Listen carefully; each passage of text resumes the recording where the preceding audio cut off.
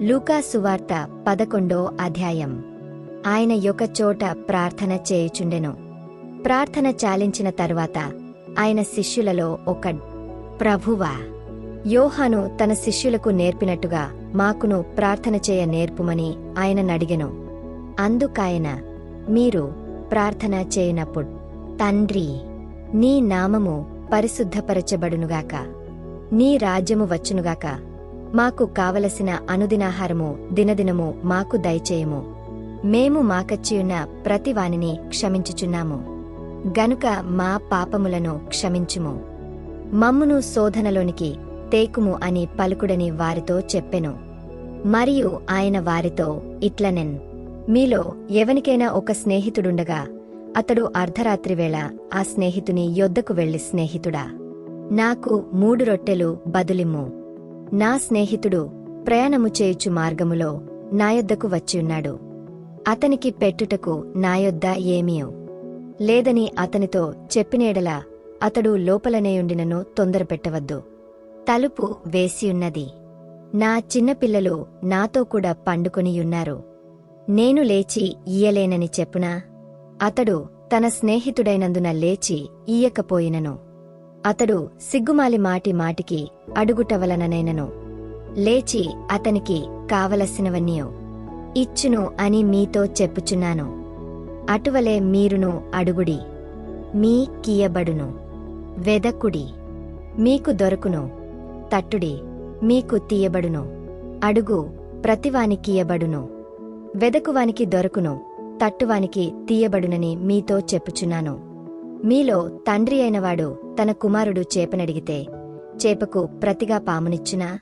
గుడ్డునడిగితే తేలునిచ్చునా?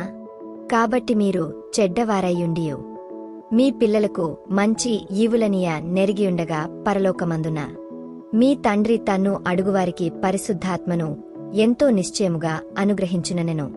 ఒకప్పుడాయన మూగదయ్యమును వెళ్లగొట్టుచుండెను.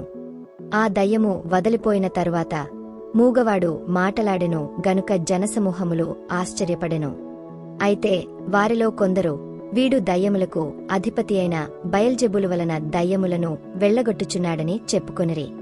మరికొందరు ఆయనను శోధించుచు, పరలోకము నుండి యొక్క సూచక క్రియను చూపుమని ఆయన నడిగరి.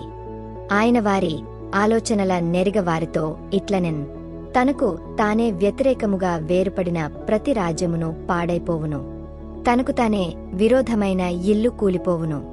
సాతానును తనకు వ్యతిరేకముగా తానే వేరుపడినేడలవాని రాజ్యమేలాగు నిలుచును? నేను బయల్జెబులు వలన దయ్యములను వెళ్లగొట్టుచున్నానని మీరు చెప్పుచున్నారే.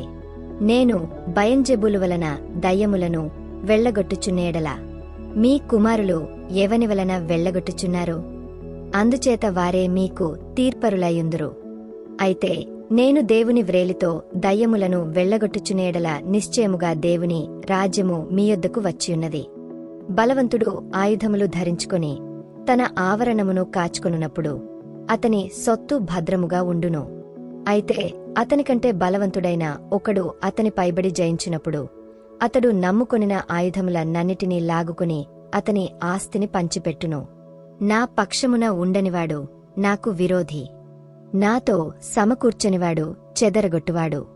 అపవిత్రాత్మ యొక్క మనుష్యుని వదలిపోయిన తరువాత అది విశ్రాంతి వెదకుచు నీరులేని చోట్ల తిరుగుచుండును. విశ్రాంతి దొరకనందున నేను విడిచి వచ్చిన నా ఇంటికి తిరిగి వెళ్ళుదుననుకుని వచ్చి ఆ ఇల్లు ఊడ్చి అమర్చియుండుట చూచి వెళ్లి తనకంటే చెడ్డైవైన మరి 7 అపవిత్ర ఆత్మలను వెంటబెట్టుకుని వచ్చును. అవి అందులో ప్రవేశించి అక్కడనే కాపురముండును. అందుచేత ఆ మనుష్యుని కడపటి స్థితి మొదటిదానికంటే చెడ్డదగునని చెప్పెను. ఆయన ఈ మాటలు చెప్పుచుండగా ఆ సమూహములోనున్న యొక్క స్త్రీ ఆయనను చూచి, నిన్ను మోసిన గర్భమును నీవు కుడిచిన స్తనములను ధన్యములైనవని కేకలు వేసి చెప్పగా, ఆయనవునుగాని దేవుని వాక్యము విని దానిని గైకొనువారు మరి ధన్యులని చెప్పెను. మరియు జనులు గుంపులుగా కూడినప్పుడు ఆయన ఈలాగు చెప్పసాగెన్, ఈ తరమువారు దుష్టతరము వారయ్యుండి సూచకక్రియ నడుగుచున్నారు. అయితే యోనాను గూర్చిన సూచకక్రియేగాని మరి ఏ సూచకక్రియయు వీరికి అనుగ్రహింపబడదు. యోనా నీనెవే పట్టణస్థులకు ఏలాగు సూచనగా ఉండెనో అలాగే మనుష్య కుమారుడును ఈ తరమువారికి సూచనగా ఉండును. దక్షిణదేశపు రాణి విమర్శకాలమున ఈ తరమువారితో కూడా లేచి వారిమీద నేరస్థాపన చేయను. ఆమె సొలొమోను జ్ఞానము వినుటకు భూమ్యంతముల నుండి వచ్చెను. ఇదిగో సొలొమోను కంటే గొప్పవాడిక్కడ ఉన్నాడు. నీనెవే మనుష్యులు విమర్శకాలమున ఈ తరమువారితో కూడా నిలువబడి వారిమీద నేరస్థాపన చేయుదురు. వారు యోనా ప్రకటన విని మారుమనస్సు పొందిరి. ఇదిగో యోనా కంటే గొప్పవాడిక్కడ ఉన్నాడు. ఎవడును దీపము వెలిగించి చాటుచోటునైనను కుంచెము క్రిందనైనను పెట్టడుగాని లోపలికి వచ్చువారికి వెలుగు కనబడుటకు దీపస్తంభము మీదనే పెట్టును. నీ దేహమునకు దీపము నీ కన్నే గనుక నీ కన్ను తేటగానుంటే నీ దేహమంతయు వెలుగుమేమయ్యుండును. అది చెడినదైతే నీ దేహమును చీకటిమేమయ్యుండును. కాబట్టి నీలో నుండు వెలుగు చీకటి అయుండకుండా చూచుకొనుము. ఏ భాగమైనను చీకటి కాక నీ దేహమంతయు వెలుగు మయమైతే దీపము తన కాంతివలన నీకు వెలుగిచ్చినప్పుడు ఏలాగుండునో అలాగు దేహమంతయు వెలుగుమయమై యుండునని చెప్పెను. ఆయన మాటలాడుచుండగా ఒక పరిసయుడు తనతో కూడా భోజనము చేయుమని ఆయనను పెలువగా ఆయన లోపలికి వెళ్లి భోజన పంక్తిని కూర్చుండెను. ఆయన భోజనమునకు ముందుగా స్నానము చేయలేదని ఆ పరిసయుడు చూచి ఆశ్చర్యపడెను.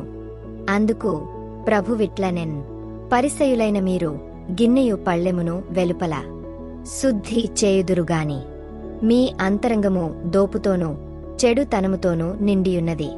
అవివేకులారా, వెలుపలి భాగమును చేసినవాడు లోపటి భాగమును చేయలేదా? కాగా మీకు కలిగినవి ధర్మము చేయుడి, అప్పుడు మీ కన్నియు శుద్ధిగా ఉండును. అయ్యో పరిసయులారా, మీరు పుదీనా సదాప మొదలైన ప్రతి కూరలోనూ 10వ వంతు చెల్లించుచున్నారేగాని న్యాయమును దేవుని ప్రేమను విడిచిపెట్టుచున్నారు.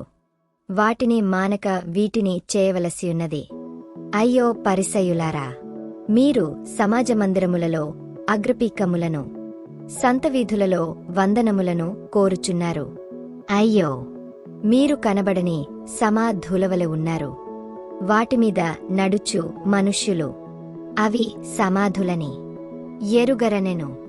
అప్పుడు ధర్మశాస్త్రోపదేశకుడొకడు, బోధకుడా, ఈలాగు చెప్పి మమ్మును కూడా నిందించుచున్నావని ఆయనతో చెప్పగా ఆయన్, అయ్యో ధర్మశాస్త్రప్రదేశకులారా, మోయ సఖ్యము కాని బరువులను మీరు మనుష్యుల మీద మోపుదురుగాని మీరు ఒక వ్రేలితోనైనను ఆ బరువులను ముట్టరు. అయ్యో, మీ పితరులు చంపిన ప్రవక్తల సమాధులను మీరు కట్టించుచున్నారు. కావున మీరు సాక్షులై మీ పితరుల కార్యములకు సమ్మతించుచున్నారు.